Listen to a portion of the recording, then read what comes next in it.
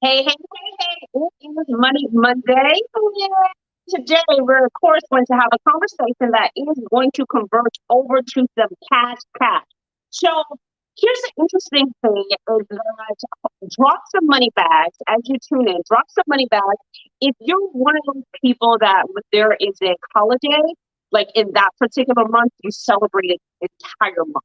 Like the entire month. Okay, well, Mother's Day, I do it for Mother's Day and I do it for my birthday.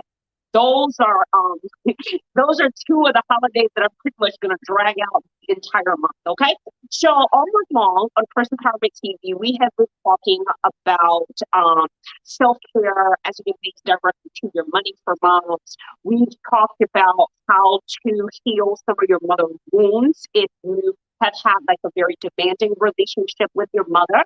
We share some tips on how to clear that up. Last week we talked about, let me tell you that. Talked about, actually had the florist to come in and on this Wednesday we're having a money therapy event. Let me explain to you what money therapy is. So, many of my clients work really, really hard. They're either educators, nurse, business owners, and they have very demanding schedules, right?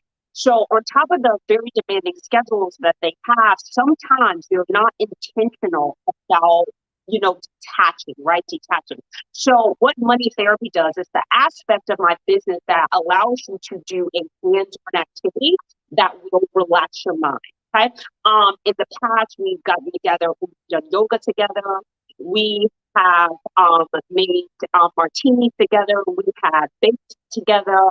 And this particular month, we're all going to get together for a digital floral event. And we're all going to, there's a luxury florist that's going to come in and she's going to show us how to take supermarket bought flowers and make them look like something that you got from Billionaires Row.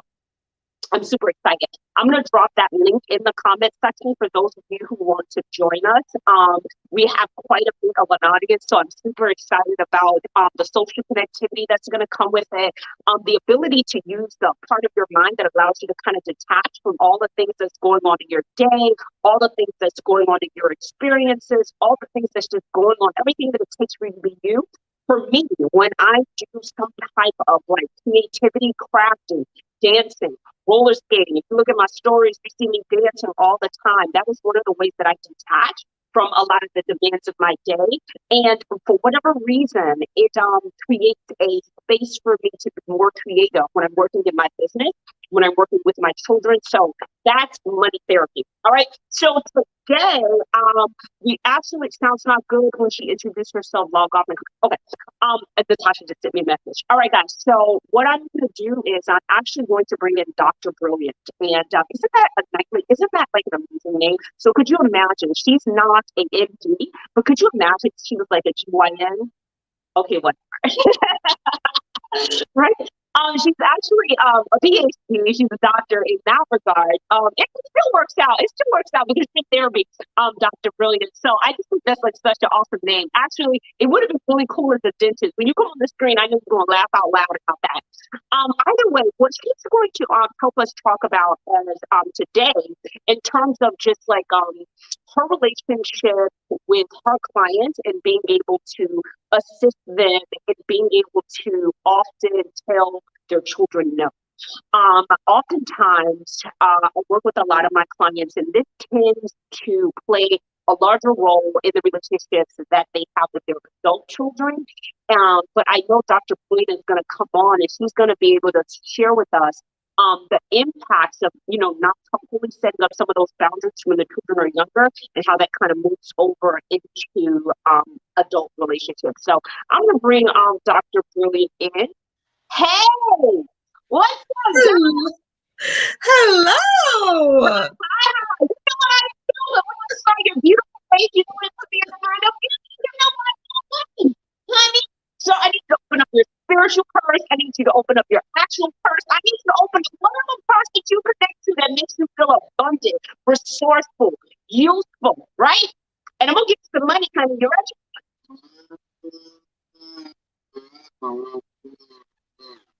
Now you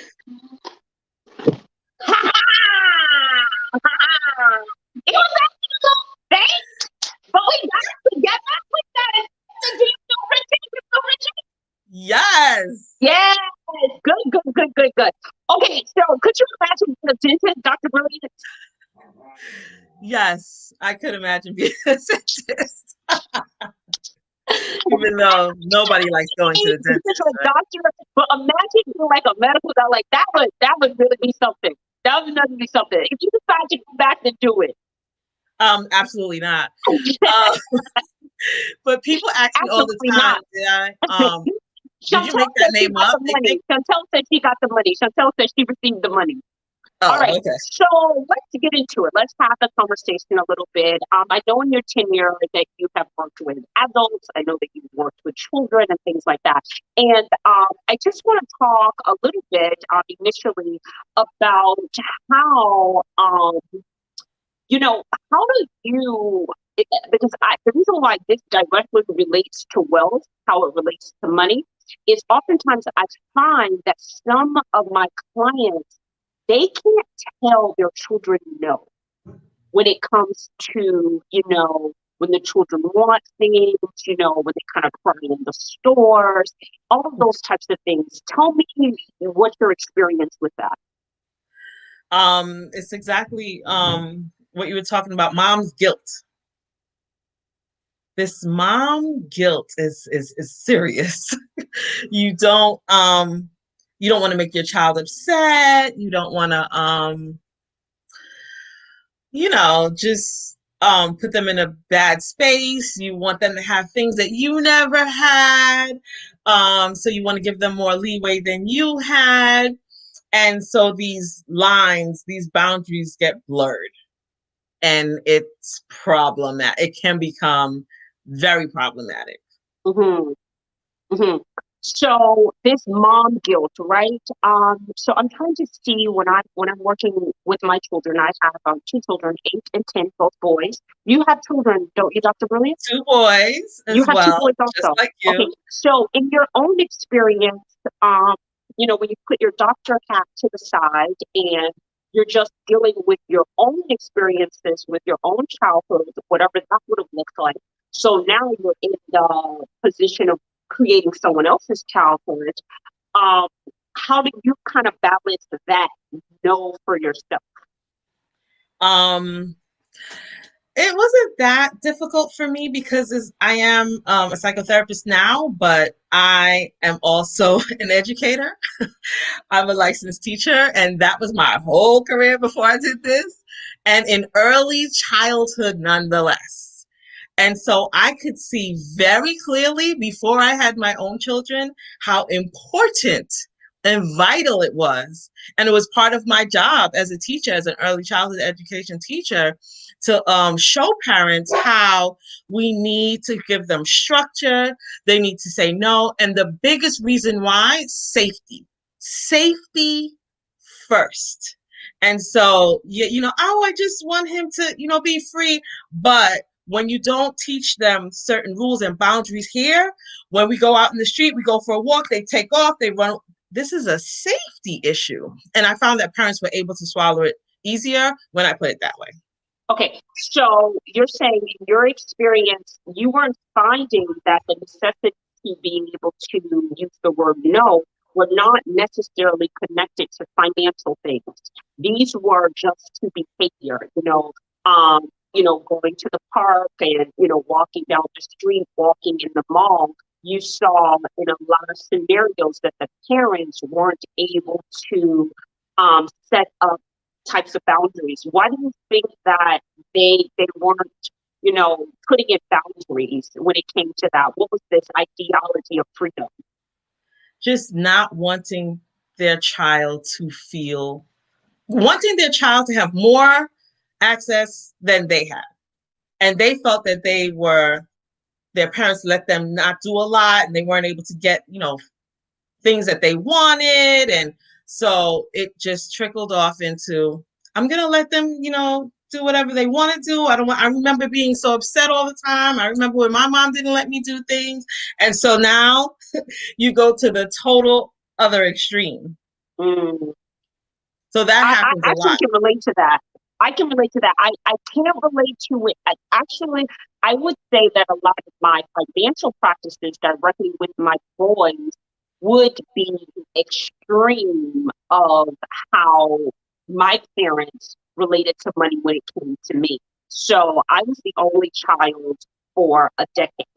Mhm. So, and I was also the only child in a family where there had not been any children for over a decade, right? Wow. So, therefore, I was the benefactor of a lot of attention, an exorbitant amount of attention that was expressed through gifts and that was expressed through attention. Mhm. So, yes, right? So, when it comes to my own children, when I think about money in particular, I operate a little bit different in terms of the amount of just, financials that came into my space when I was a kid, like, so my children particularly, I do a lot of rewards versus gifts. So rewards would be, hey, you did something well.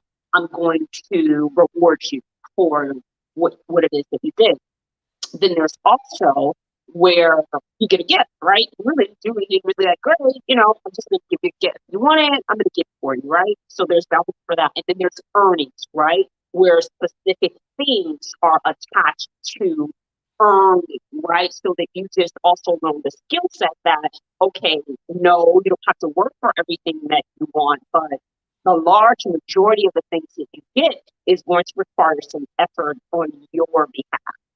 Um, what are your thoughts about that? I really like that. I really like that because sometimes we put way too much emphasis on work being your worth.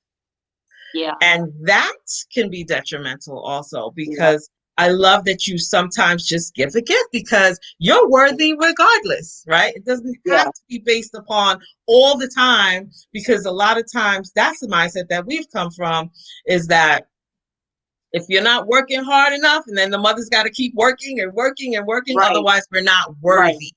right. So you're Yeah, setting up the mindset with your children that you're still worthy, right, whether you're working or not, but there right. are times that you need to work. So there are these extremes because Yeah, you've set up these boundaries and that you can still receive and you can get rewarded for different reasons at different times. It yeah. doesn't have to be all into this one bucket. No, so yeah, so what happens is, sometimes you can just be at anything, right? It is extreme. It's just going to create an extreme personality, typically Say the it again. adverse. Say Yeah, that typically, again. typically, right? Typically the adverse, right? It's gonna probably you're gonna far left it or far right it. And it's better to be more like life where you're inside of the middle, right? When it comes to teaching your children because oftentimes you will attach worthiness. I mean, you hit that right on the head, because if you have to work for everything that you get, and if every time the child desires something, it's no, no, no, no, no. Sometimes it can create a space of poverty inside of the children's mindset where they feel like, mom can't ever afford anything, daddy can't ever afford anything. So they really start to take on, their experiences from that space. And then there's the parents that just reward for Anything. everything. Right, Every day. You right. go to the store, you can get whatever you want. Doesn't Yeah, matter. yeah, And then you're setting them up for failure because that's just not how life is. yeah. No, it's not. And then I can't remember which book that I was reading. I can't remember it was a while back when my boys were a lot younger, and it talked about how when you over reward a child, whether you're over rewarding them financially, whether you're over rewarding them, with compliments, everything that John does, he gets a pat on the back.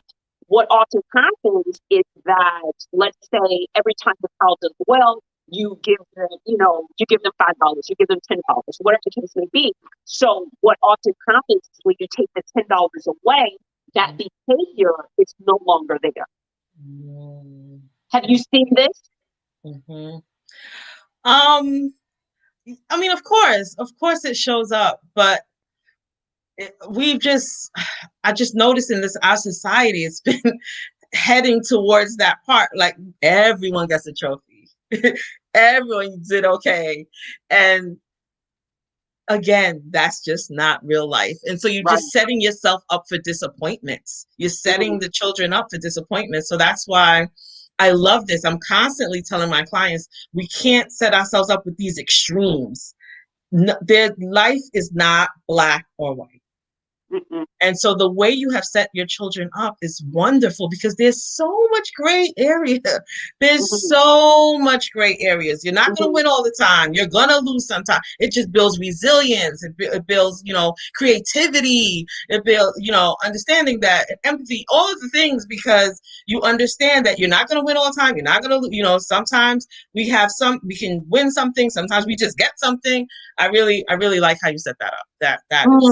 Mm, you and I have a very synchronistic connection.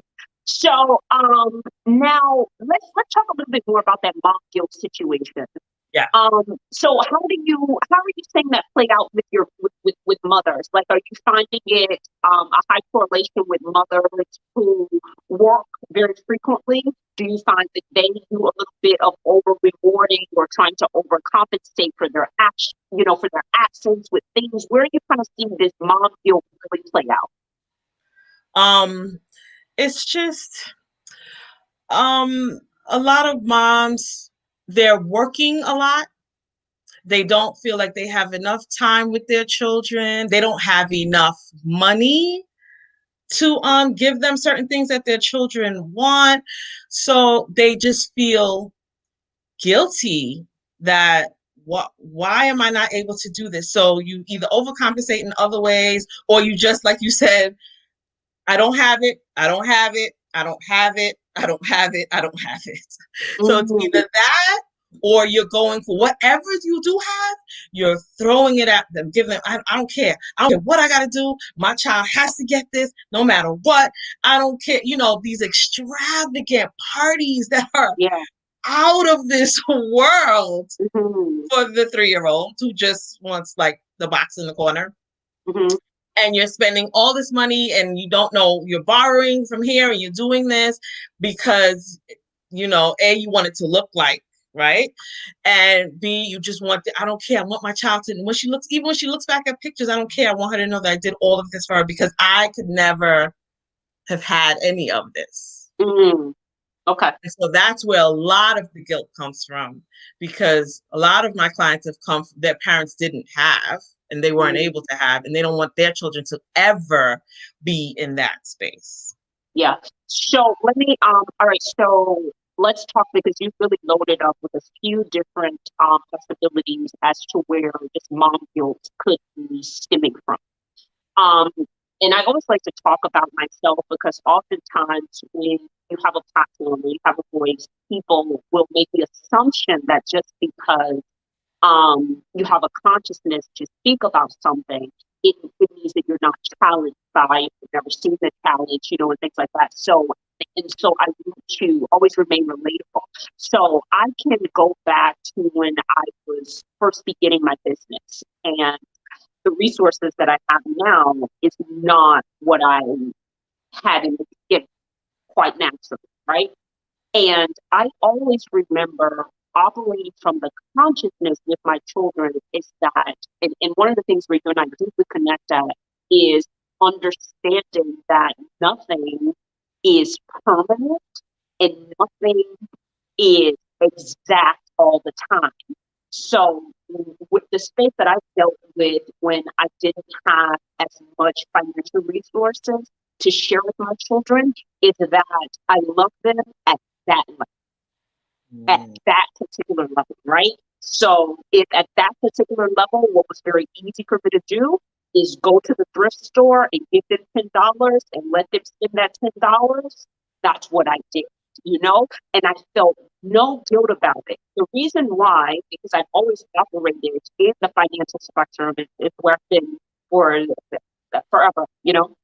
And so I've always kept that consciousness that children need to have a variety of experiences. So no matter where they fall at in their life, they can navigate, right? So if my children find themselves in a space for whatever reason, right?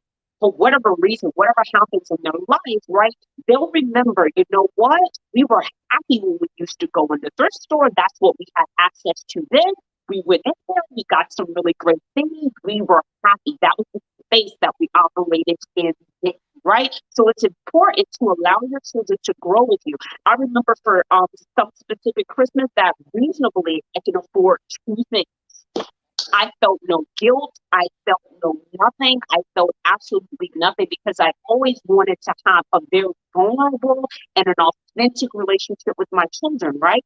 So on the other side of it, I don't play poor either. I do not play poor, right? I don't pretend that the resources that I have access to that I do not. I don't do that. I know some of my clients do that. I know some of my friends that do that, where they're just on the extreme ideology that maybe they grew up with an abundance of things and saw that that didn't work for them. So now to the child, no matter how much money they have, they pretend to be poor. It's always no, it's always no. It's not always no with me and it's not always yes, right? Because life is not like that. Life will offer you a few different scenarios and you need to be able to have some level of responsiveness for wherever you are.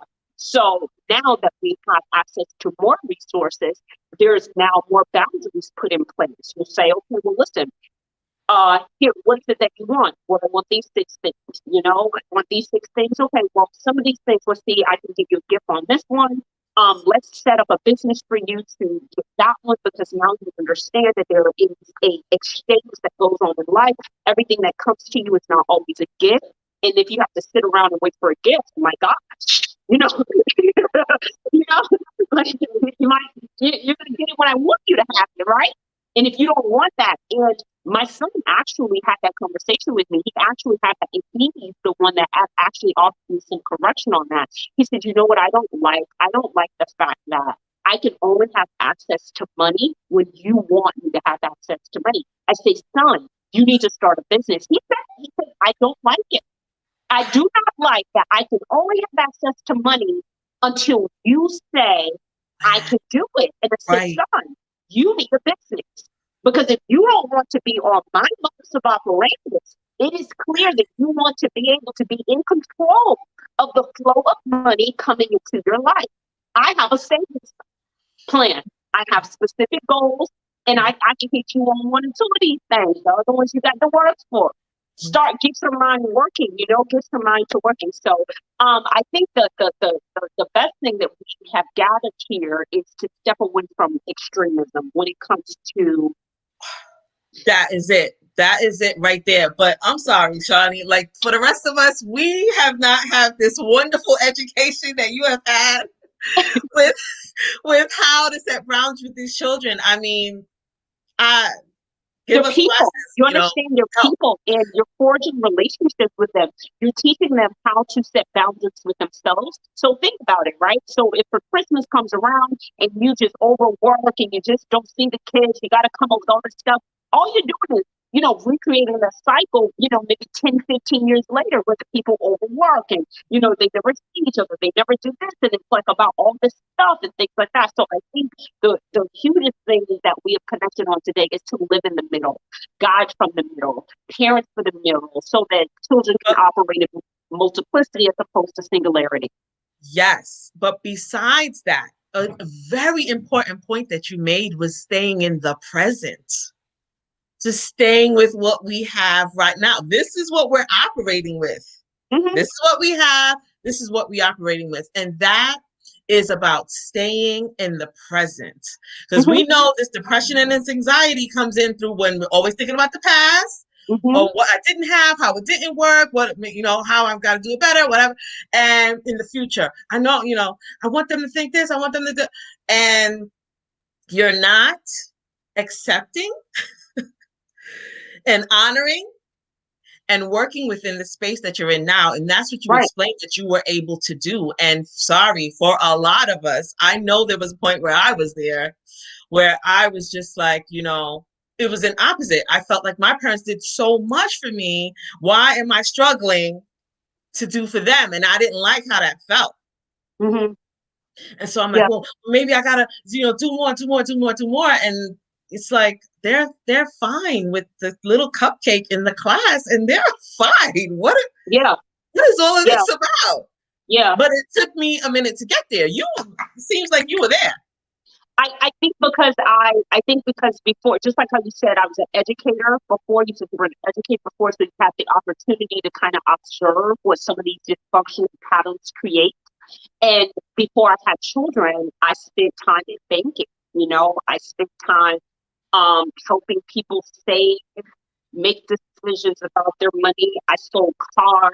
I had an insurance license, and I watched the kinds of things that people do in the name of giving their children a better life than what they actually had.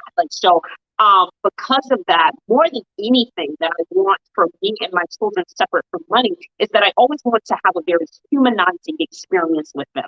I love being their mother. It's a very wonderful place that I get to live. But I don't only want you to see me as your mother, I want you to see me as a person, right? Someone with emotions, feelings, thoughts, and ideas just like you, right?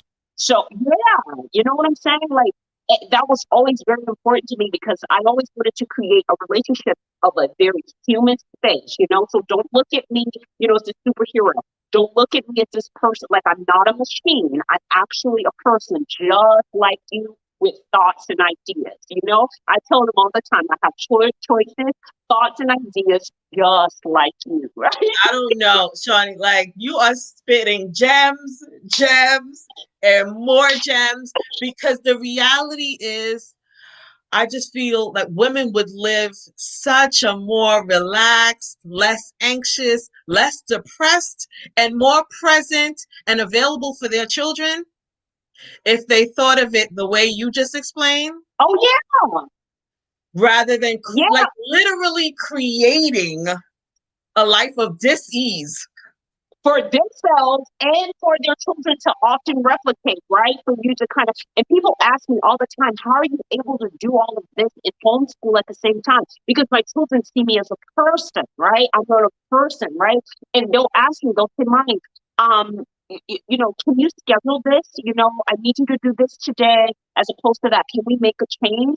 Or will you be working? They ask me about my work. How well is your work doing? How is it? Because the relationship, sometimes I see people form relationships at those extremes, right? They form those relationships where only the child is important, right? And then Yes. sometimes they form a relationship where only they are important, right? Yes. Yeah, like, baby, I don't need that one, they know. Right? Yeah. So it's on the extreme. It's more so, being human.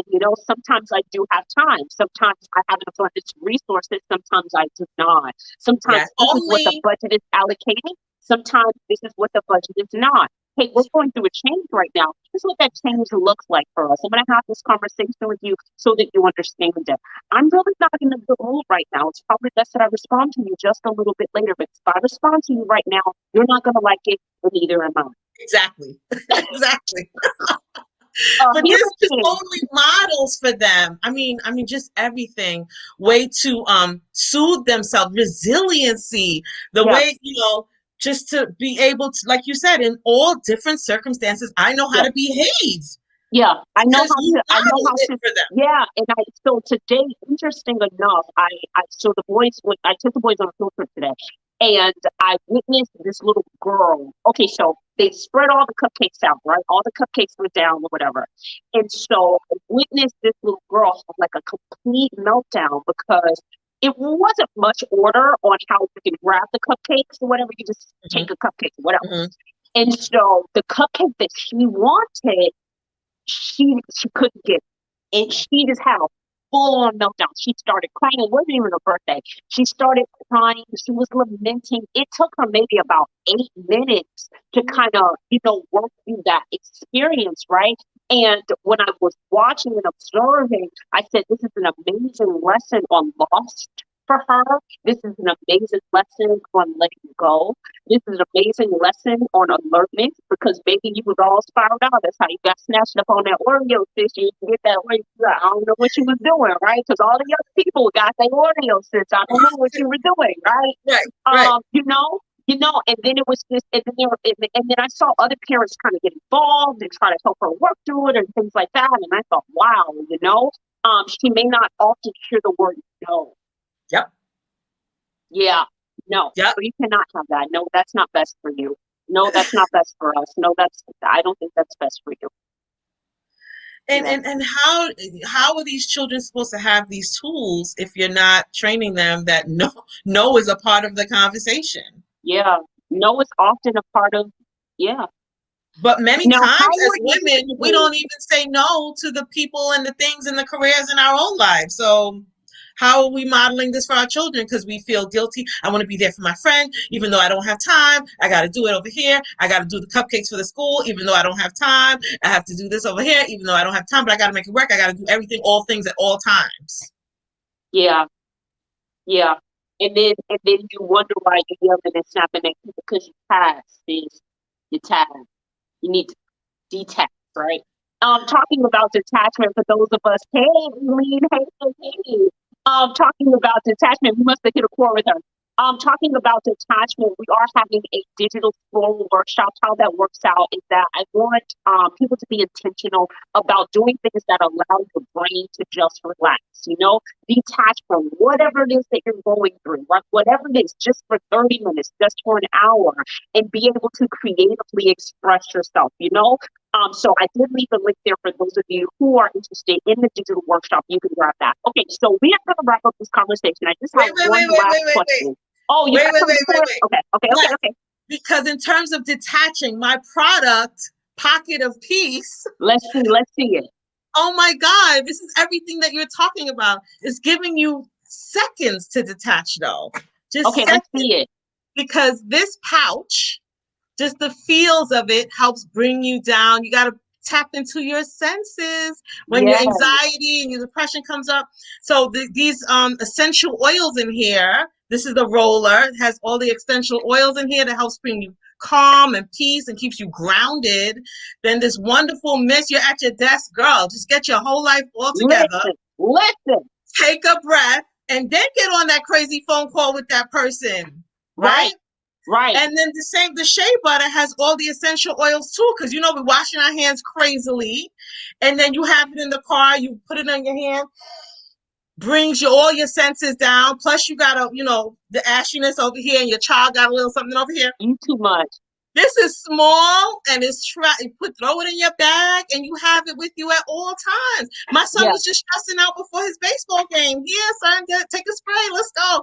All right, mommy, I'm gonna breathe, I'm gonna calm down, and I'm gonna get it together. But it's all in this wonderful little pouch. And there's some affirmation cards in here to help snatch you back. I'm in control of me. I like it. I'm in control of me. I'm forgiving myself. All that guilt, I'm forgiving myself and I'm going to do this another way. I am okay. Right? So, pocketofpeaceliving.com. Yep, somebody just posted it up there. Your husband just dropped it in He's for on us. it, right? Yes, he just dropped it in. Thank you so much for that. Yeah, thank you so much for that. We need to check that out Yes, and I for love what sure. you said about this creativity because once we stop ourselves from everything that we have to do, Oh of yeah, course it opens the brain up to be more creative and more you just find space for all the joys that you drop because you have kids. What is that about? yeah. And you find yourselves finding joy and peace. hmm And then now you can show up You know what? even You just hit on better a for very your interesting thing. You just hit on a very interesting thing. And here is just my observation and my tenure of my decade of working with people. Interesting enough, sometimes you say that people had joy and then they dropped it all once they procreated, right? What I found in my experimental research, right, just working with people, is that some of the people weren't happy to begin with, right? And their entire happiness was attached to procreating children. So they really thought that once I procreate children, once I get married, I'm going to be happy, right? yes, I'm going to yes, live this amazing life because I yes, had children and yep, I'm married, right? yep, And that is supposed to solve my joy for the rest of my human experience. yes, And most of that is a societal suggestion, right? yes, It's psychologically programmed to us over and over again. So we get the buy-in, we kind of wait, and I can kind of relate to that experience. I think, not only I said from experimental research, from observing other people, I, no. I was happy, but I did have a lot writing on the fact that, hey, once I procreate, once I have my children, once I do this, I did think that it was going to improve my happiness level. I was happy before, but I did have a whole bunch writing on that. So once I procreate, once I'm married, right? It was like, no, sis, this ain't gonna solve your happiness quotient. That's still your business. Like, you still gotta handle that. Like, your children is not about to solve that. In fact, they gonna juggle up that happiness quotient. The man gonna juggle that happiness quotient up, sis. So you have to have some level of detachment, right? You have to have some level of detachment so that you can be able to say something that you said, be able to get your brain to breathe, right? Get your brain to Yes. breathe so that you can create. So these are some of the activities that I offer. I definitely got to look at that because it goes hand in hand with what money therapy does. Um, Yes. Often, and on the other end, when I go back to my boys, so what would you say? I want to hear your professional experience from being a psychotherapist. What would your best response be to a child in the store crying for something in the grocery store? I'll tell you what I did when my boys were younger, and then tell me what you would suggest.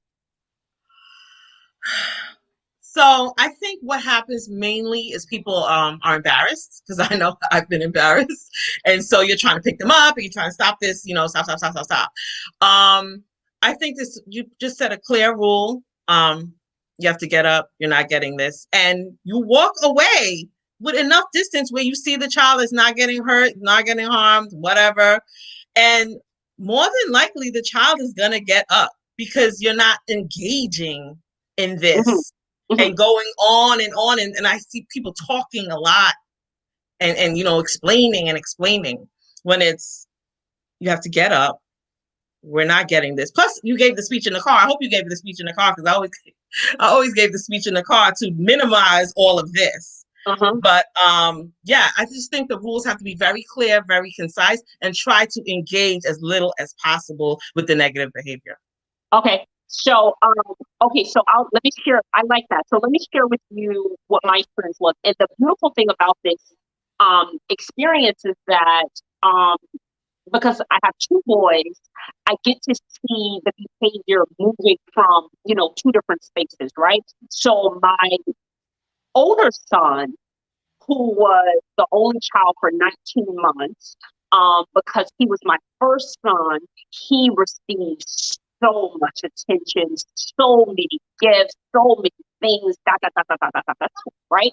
So when we would go into the store, um, if he would ask me for things or like grab something off the shelf, I would say, no, you already brought the toys in your bag. We're not going to get that today. And he would handle it so well. Now, me, in my own experience, I think because he had so much that even now when I set a boundary, I'll say, no, I don't think we're going to get that today. It's not the time. You really didn't have a plan for that particular expense. That was a little bit more expensive than what we were counting on. Let's do a little bit more research. How about we look for some coupons? How about I match the money that you have? Like, I give them a few different options so that they can begin to see money in a few different spaces, right? That was my first son, very analytical as a person. We can have conversations, not emotional, Mom, this is what it is. I can say to him, hey, listen, today is all about shopping and today is about buying, right? That's a very interesting way to break it down. So shopping is when we just looking around. Buying is when I'm attaching a financial instrument to one of your desires, right? So today we're going to do a little shopping. I think it's very important that children know the difference between shopping, right, and buying, right? Hey, listen, today we came to the store for grocery. We didn't make any plans for any toys, Right, okay? We made no plans for toys. Today we're grocery shopping, right. And this okay? is said before we So go the inside. first son handled that brilliantly. Must be a brilliant, right? Great. Then there was number My two. second son, right? So some of these issues, some of these challenges, when it comes to saying no, is not already always detached to just like the parental relationship, but a lot of it has to do with personality and how the child accepts these experiences and things like that. They're not the same. You've been raised in the same family. So my youngest son was the second child. And the second child just has a little bit of a different experience because everybody was already accustomed to the baby. You know what I'm saying? It's kind of like, here you go and get this. You know what I'm saying? Oh, great, have the baby shower. Not a big deal, right? So the It's child so different. already doesn't emotionally, feel all this, is around it, and really feel all of that. My older son came into a family where it was like, all these gifts and all these toys and all of that. I also saw that he was more, he was way more interactive. Like he would just go out, run off from me or whatever. My youngest son, who was my second one, because that was his experience, when he was coming onto the planet, he needed to ease his way into these social experiences. He wouldn't just run off and all of these different things. He was always checking my face and be like, is this person okay? Things like that. I would say, yeah, close look. Mommy, I don't know about this. He is a reader, okay, when it comes to people and personality, just because of that whole difference because when you get a whole lot of stuff, it sets up your confidence, you feel valued, you feel like, ooh, something wonderful is going to happen today. I'm going to see grandma, I'm going to go. I'm going to go here, I'm going to get a big family. I'm going to come. So it's already on your mind, it's on your heart, it's on your spirit, it's on your energy, it's all on you, right? The second son didn't really have that Powerful. experience. Yeah, by the time the second son gets that, all the people kind of task, they stay and Yep. think about that or whatever, right? So when I would take him to the store, he had a different experience. He would cry, right? I would say, I'll give him the same speech that I gave the other one. He would cry. And then eventually it became every time that you come to the store soon, you don't need to consume. It's okay to have a desire that is not immediately fulfilled. It is absolutely okay. Not all of your desires have to be fulfilled in this moment. It's okay. You should feel safe. Don't you always get what you want, son? And he says, eventually we'll calm down, right? So my other son, when everything comes off of Amazon, right? So all the toys come in the mail, and it's just great. That's the Christmas list. When you put on Amazon, they go bing bum bum, right? So all the stuff from my older son starts showing up in the mail, and he's ecstatic. Oh my God, I'm so happy! I'm so happy! I'm so happy! For whatever reason, the second son, all his stuff is always delayed. He's always delayed, right? And so he has to practice waiting. His experiences is more about waiting, right? And sometimes he'll say, Mom, I don't think it's going to come. I don't think it's going to come. All of this here stuff has come and mine hasn't come, right? So he experiences know a little bit different. It'll make him experience lack, right? So because I know his experience, I'll position him a little bit differently. So I think the most beautiful thing that was solved at the beginning of the conversation was not being extreme, having a conversation that is very holistic and really tailored to that child. But if you're operating from that space that I have to create a childhood for my child that they didn't have, then actually you're reliving and creating your childhood. You're not really present to this child's childhood, right? This is more so about your revamp. And this is not really about this particular child because you had different needs. That's for your self-care Saturday, sis. That's for your friendship Friday. That's for your set it on Sunday, whatever you call it, right? Yes. This experience is about this particular child that has a different experience. So my other son, totally confident, we'll do anything, we'll try anything. You know what I'm saying? This one, on the other hand, because he's second, in some of those experiences that he had early on, it creates that. So I know the yeses and the nos, right? I know how to firm up and I know how to firm back. I know how, oh, you're feeling like you don't have the ability to create this. Let's do something that's going to allow you to see this. So that would be the experience. All right, do you have any closing notes before we let these people go? I love follow Shawnee. Yes, yes, She will she will help you understand how to set these boundaries with your children because and you show us a lot about how you work with your children, which is Mhm. so powerful. But the main thing, if I could say any other thing that with this takeaway, is to be present. Yeah. I mean, it's if we didn't learn anything about this year, is you just don't know where life is gonna go. You No, you just don't. don't know. That's the whole idea, right? So people, and that's one of my favorite conversations that people will say to me in a session, they'll say, "But Shauna, can I tell you something?" And they say, and I say, What is it?" It says, "I'm very insecure. I'm so insecure, Shauna." I said, "Wow, me too." And they go, "Yeah, you have insecurities?" I said, "I can't understand why so many people are so confident.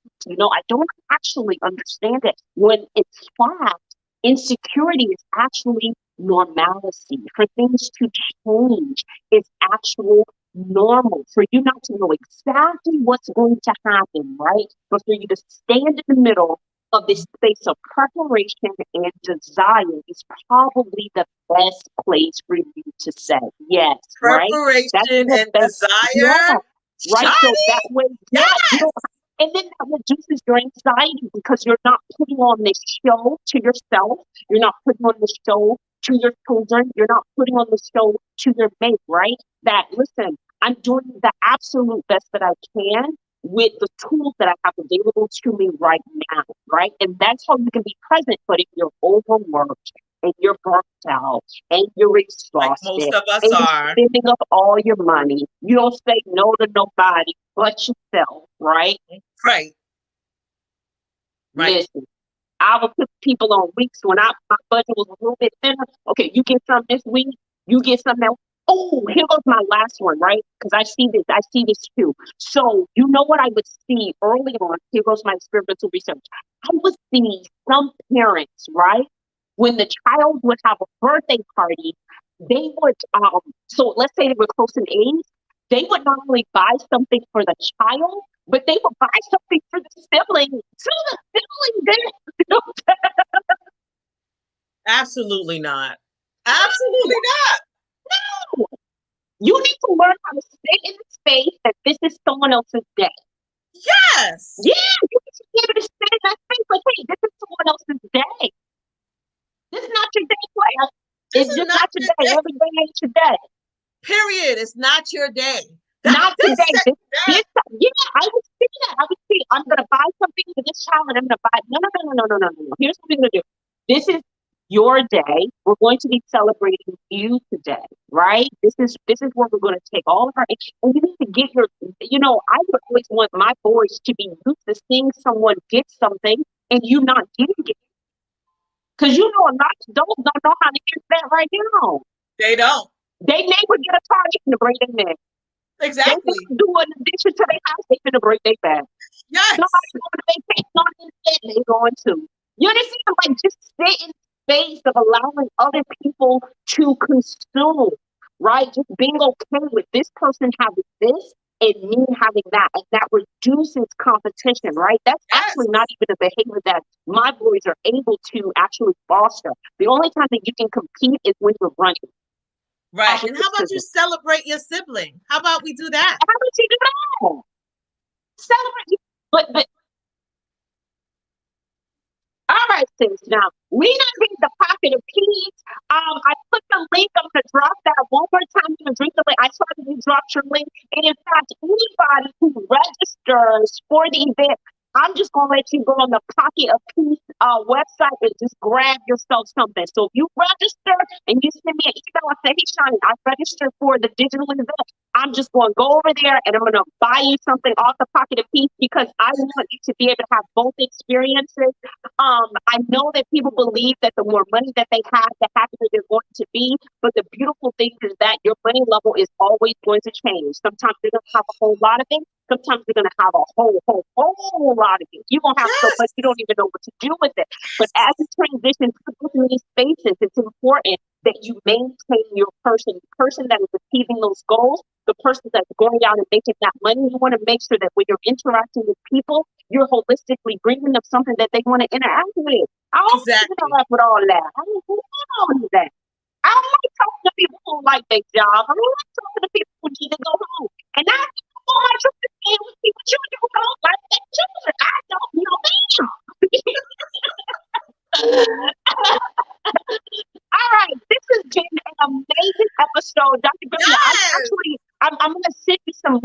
is next month is Father's Day, and I want to talk about how the role that fathers play in helping their children understand money. So I wonder if I can get with you to coordinate it. It's been a very interesting journey for me as a woman who didn't grow up with her father. So for me, my relationship with money has always had an interesting thing, a little turn to it because of that. So for those of you that have questions about that, that's what we're talking about all month long next month. And Fatherhood almost practices. legitimately, almost 90% of my clients were not raised with their father. Like legitimately. See, you coming back. We're going to talk about how that's making them get in debt. We're going to talk about how that creates entitlement. We're going to talk about how that makes them, maintain in relationships that are financially driven, but emotionally become. Now I'm gone. I'm just going to hang up the phone at that point, right? We do hope that you were able to add some value to your purse or your wallet. Remember, if you tune into the digital event, all you have to do is send me your ticket. Say, hey, Sonny, I'm a register. I am ready for this digital floor event. And then I'm going to say, hey, sis, go pick something off the pocket of peace because you were sitting here watching. And I want, when you leave the money therapy workshop that you have outside of the formal register, that you have a little bit of detachment to keep with you when you need it. Until next time, do something that's going to add some value to your purse or your wallet. Thank you. Welcome.